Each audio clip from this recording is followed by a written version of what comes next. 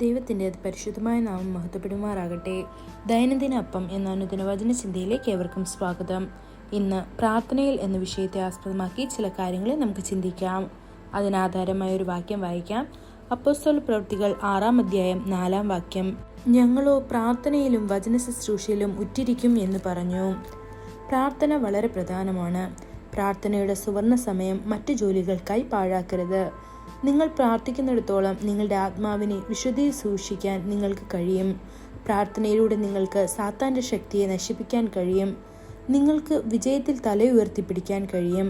പ്രാർത്ഥനയ്ക്ക് മാത്രമേ സാത്താനിൽ നിന്ന് നമ്മെ രക്ഷിക്കാൻ കഴിയൂ. വിശ്വാസികൾ പെരുകിയ ആദിമസഭയിൽ പല പ്രശ്നങ്ങളും ഉണ്ടായിരുന്നു.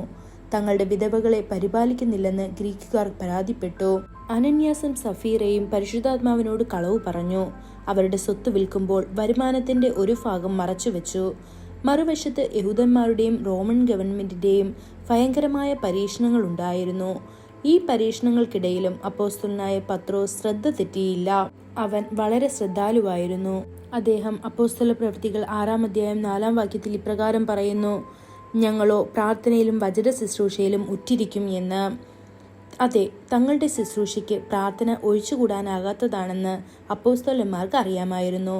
പ്രാർത്ഥനയുടെ മൂല്യവും ശക്തിയും നാം തിരിച്ചറിയണം. മുട്ടുകുത്തി പ്രാർത്ഥിക്കുന്ന സമയം കർത്താവിനായി മഹത്തായതും ശക്തവുമായ കാര്യങ്ങൾ അഴിച്ചുവിടുന്ന സമയമാണ്. പ്രാർത്ഥനയാണ് വിജയത്തിലേക്കുള്ള ഏക വഴി. ജോൺ വെസ്ലി ധൈര്യത്തോടെ പറഞ്ഞു: പാപത്തെ അല്ലാതെ മറ്റൊന്നിനെയും ഭയപ്പെടാത്ത 100 പ്രസംഗകരെ എനിക്ക് തരൂ. അവർക്ക് മാത്രമേ നരകത്തിന്റെ കവാടങ്ങൾ കുലുക്കാൻ കഴിയൂ.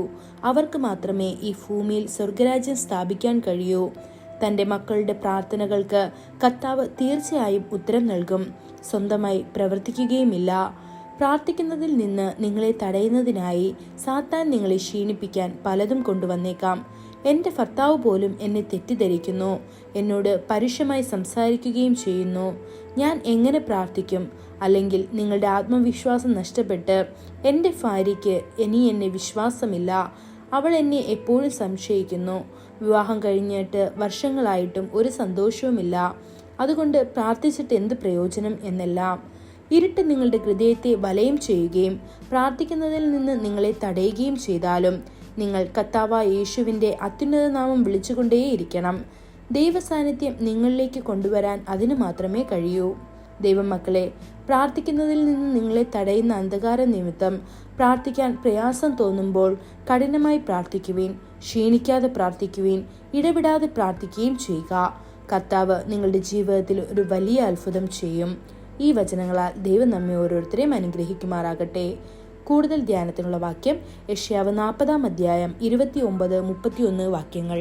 അവൻ ക്ഷീണിച്ചിരിക്കുന്നവന് ശക്തി നൽകുന്നു, ബലമില്ലാത്തവന് ബലം വർദ്ധിക്കുന്നു. എങ്കിലും യഹോവയെ കാത്തിരിക്കുന്നവർ ശക്തിയെ പുതുക്കും. അവർ കഴുകന്മാരെ പോലെ ചിറകടിച്ച് കയറും. അവർ തളർന്നു പോകാതെ ഓടുകയും ക്ഷീണിച്ചു പോകാതെ നടക്കുകയും ചെയ്യും. ഇന്നത്തെ ബൈബിൾ വായന: രാവിലെ 2 ശമൂവേൽ 6, 7, 8 അധ്യായങ്ങൾ.